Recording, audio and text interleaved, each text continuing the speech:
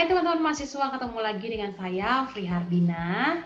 Sekarang kita akan sama-sama mempelajari tentang topik ke-6, yaitu Accounting for Fixed Asset, Acquisition of Property, Plant and Equipment.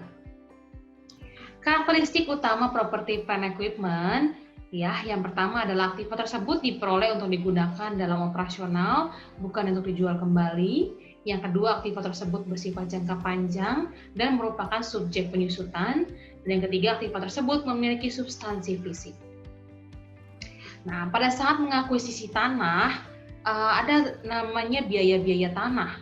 Biaya tanah adalah semua pengeluaran untuk mendapatkan tanah dan membuatnya siap digunakan.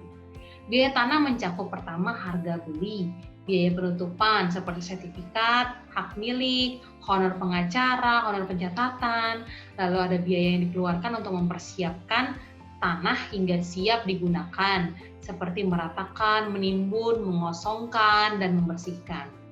Lalu ada asumsi, misalkan mengenai hak gadai beban atau hipotek, dan setiap perbaikan tanah lainnya yang memiliki umur yang tidak terbatas.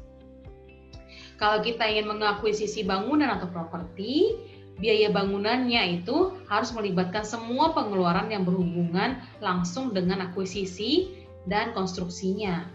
Biaya bangunan meliputi biaya bahan, tenaga kerja, overhead yang terjadi selama konstruksi. Lalu yang kedua, jangan lupa honor profesional serta izin mendirikan bangunan.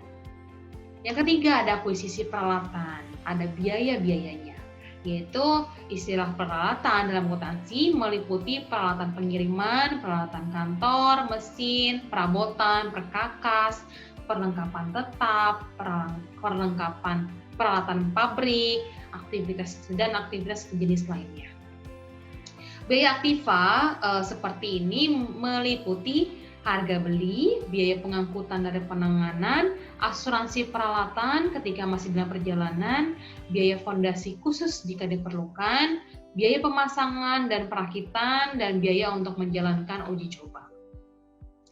Nah, ketika apabila properti diperoleh perusahaan melalui penerbitan sekuritas seperti saham biasa, maka biaya properti itu tidak dapat diukur secara tepat dengan nilai yang ditetapkan saham tersebut. Jika saham itu sedang diperdagangkan secara aktif, maka nilai pasar saham yang diterbitkan merupakan indikasi yang wajar atas biaya properti yang diperoleh.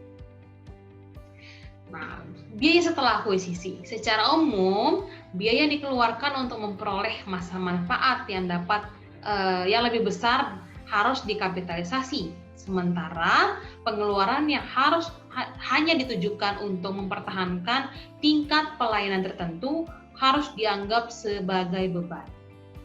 Agar biaya-biaya ini dapat dikapitalisasi, ada 3 kondisi berikut yang harus dipenuhi.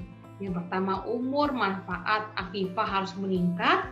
Yang kedua, kuantitas unit yang diproduksi oleh aktiva harus meningkat.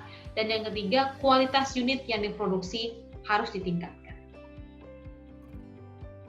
Nah, jenis-jenis pengeluaran utama biaya setelah akuisisi. Yang pertama itu ada penambahan.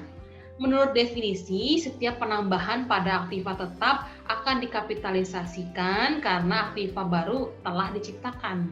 Sebagai contoh, ada penambahan suatu bangunan sayap pada rumah sakit, atau penambahan sistem pendingin pada sebuah kantor akan meningkatkan potensi pelayanan dari fasilitas tersebut.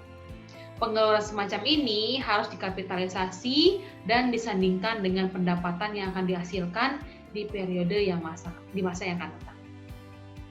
Yang kedua, ada perbaikan dan penggantian, yaitu perusahaan mengganti aktiva ke aktiva lainnya melalui perbaikan dan pergantian.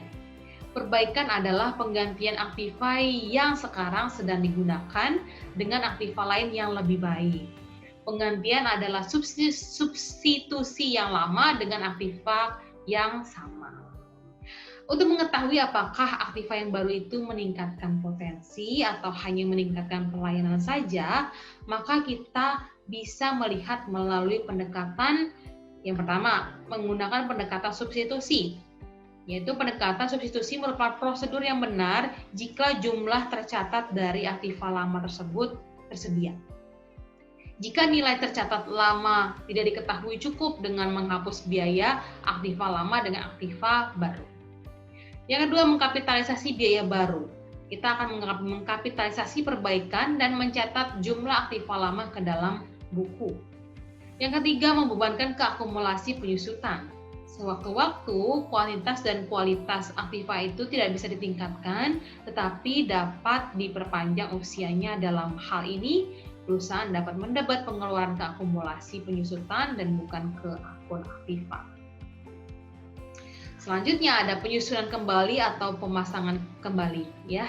Biaya penyusunan kembali dan pemasangan kembali merupakan pengeluaran yang ditujukan untuk memberikan manfaat di periode yang masa yang akan datang.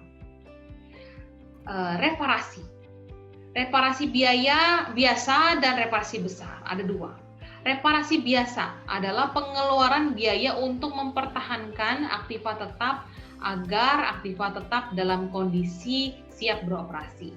Sedangkan reparasi besar, jika terjadi reparasi besar maka beberapa periode akan menerima manfaat dan biaya itu harus diperlukan sebagai penambahan, perbaikan atau penggantian. Nah, kita sudah tahu ya terkait tentang akuisisi. Demikian video kita hari ini. Sampai jumpa di video selanjutnya, yaitu tentang accounting for fixed asset, yaitu terkait disposition of property, plant and equipment. See you!